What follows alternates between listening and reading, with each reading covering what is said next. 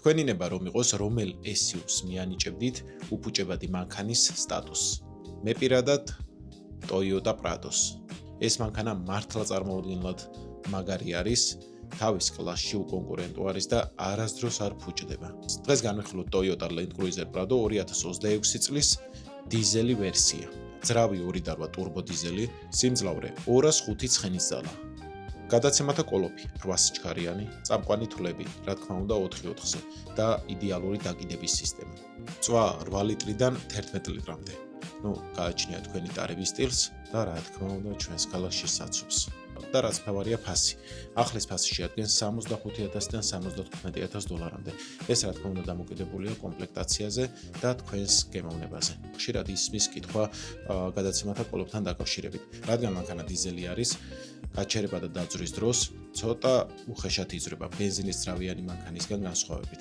ასე რომ მეგობრებო, არ შეგეშინდეთ, ეს არანაირ პრობლემას არ წარმოქმნის. მანქანა ქარხნულად არის ასე, უხეშად დაძვრა არის ბუნებრივი Toyota Prados-თვის და ამან არ შეგაშინოთ.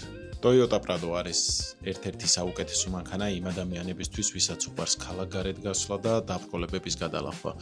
აქედან გამომდინარე, მე ვფიქრობ, რომ ერთ-ერთი საუკეთესო მანქანა არის ჩვენი ქვეყნისთვის, რაც მთავარია, რადგან ვართ ძალიან მთავარიანი ქვეყანა, ასე ვთქვათ, და ძალიან გამოსადეგი მანქანა არის. მე ვფიქრობ, რომ მისი ინტერიერის ხარისხი არ შეესაბამება იმ ფასს, რა ფასიც ეს მანქანა ღირს და ძალიან დიდი იმედი მაქვს, რომ ოდესმე მივხვდებიან Toyota-ს შემქმნელები, რომ როგორი კარგი, ძრავი, გადაცემათა კოლოფი ნაწილები აქვთ, ისეთივე კარგი შიდა ინტერიერი უნდა დაამზადონ. ეს Toyota Venza-ზე გამოვიდათ და ფაქტია, რომ გამოსდით კარგი ინტერიერის ხარისხის გაკეთება, ხო და აქედან გამომდინარე იმედია, რომ მალე მივლენ ამ დასკვნამდე, რომ ყველა Toyota-ს ძალიან კარგი ინტერიერის ხარისხი უნდა ჰქონდეს. თავის ფასთა კატეგორიაში ყოველ შემთხვევაში ამ შესაძლებლობების მქონე სხვა მანქანა არ მეგობრება. თუ თქვენ იცით, კი ბატონო, დამიწერეთ კომენტარებში. ოღონდ რეალური მანქანები შეადარეთ და არა რაღაცა ის მოგონილი მანქანები. ამ მონაცემების ამ ფასში სხვა რომელ მანქანას მოიაზრებდით. აუცილებლად დამიწერეთ კომენტარებში. თუ მოგწონს ჩემი ვიდეოები, აუცილებლად გამოიწერეთ ჩემი არხი და დამიწერეთ კომენტარებში, რომელი მანქანა განვიხილო შემდეგ ვიდეოში.